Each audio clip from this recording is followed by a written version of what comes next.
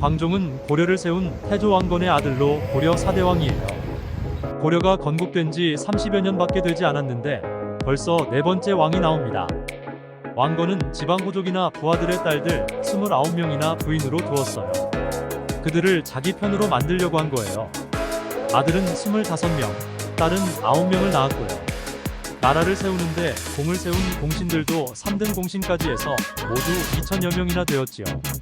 하지만 시간이 흐르면서 수많은 공신과 자식들은 오히려 왕의 자리를 위협하는 세력이 되었어요. 왕건이 죽은 뒤 지지 세력이 약한 해종이 왕이 되자 외척들이 왕위를 놓고 다툼을 벌였어요.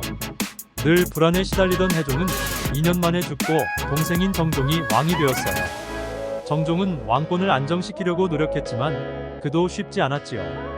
정종도 4년 만에 세상을 뜨고 고려는 여전히 어지러웠어요. 이런 혼란 속에 949년 왕위에 오른 사람이 바로 25살의 청년 광종이에요. 스스로를 황제라 하고 노비안 건법을 실시합니다.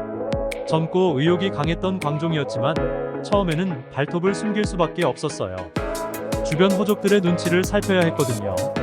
하지만 왕위에 오른 지 7년이 지나자 광종은 전국의 노비를 조사하도록 했어요.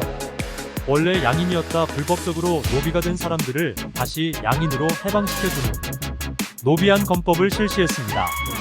노비가 양인이 되면 세금도 늘고 호족들이 부리던 노비도 군사도 줄어드니 그거야말로 일석이조였죠. 광종의 과감한 정책에 호족들의 불만이 이만저만이 아니었어요.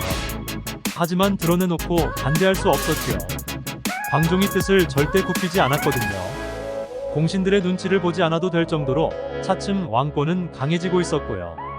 그러는 사이 노비안 건법 실시로 호족들의 기반은 더욱 약해져 갔어요.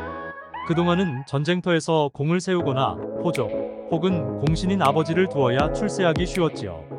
하지만 이제는 공부를 열심히 하는 젊은이라면 조정에 나갈 수 있는 길이 열렸던 거예요. 과거를 통해 관리가 된 젊은 신하들은 이제 광종의 충성스런 관리가 되었어요. 광종은 자신의 손발이 될 실력을 갖춘 신하들과 함께 새로운 고려를 만들어 나가려고 했어요.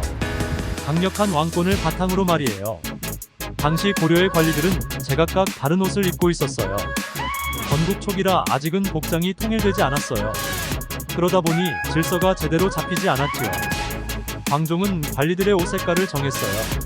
자색자주색, 단색 붉은색, 비색 붉은색, 녹색 녹색으로 나누어 관리의 등급에 따라 서로 다른 색의 옷을 입도록 했어요. 그러면서 차츰 왕과 신하, 그리고 신하들 간의 질서를 잡아나가며 국왕 중심의 체계를 마련했지요. 이렇듯 광종이 국가 질서를 바로 잡아나가며 왕권을 강화하자 호족들의 반발이 만만치 않았어요. 하지만 그럴 때마다 광종은 칼을 뽑아들었어요. 그는 호족 세력을 하나 둘 제거해 나갔어요. 자신의 생각에 반대하는 사람들을 반역죄로 죽이거나 귀양 보냈어요. 감옥이 모자라 임시 감옥을 지을 정도였지요. 광종을 이어 경종이 왕위에 올랐을 때 옛 조정의 신하로 남아있는 사람이 40여 명 뿐이었다고 전해요. 광종은 심지어 자신의 조카들도 죽이고 훗날 왕이 될 태자마저 의심할 정도였다고 합니다. 노비안 건법, 과거제 등 고려의 기틀을 다지는 여러가지 제도들을 실시했던 광종. 그의 노력 덕분에 왕권은 강해지고 나라가 안정될 수 있는 기반이 마련되었지요. 하지만 그 과정에서 수많은 사람들을 죽였기에 그는 개혁 군주인 동시에 공포 정치를 펼친 인물로 평가받고 있답니다.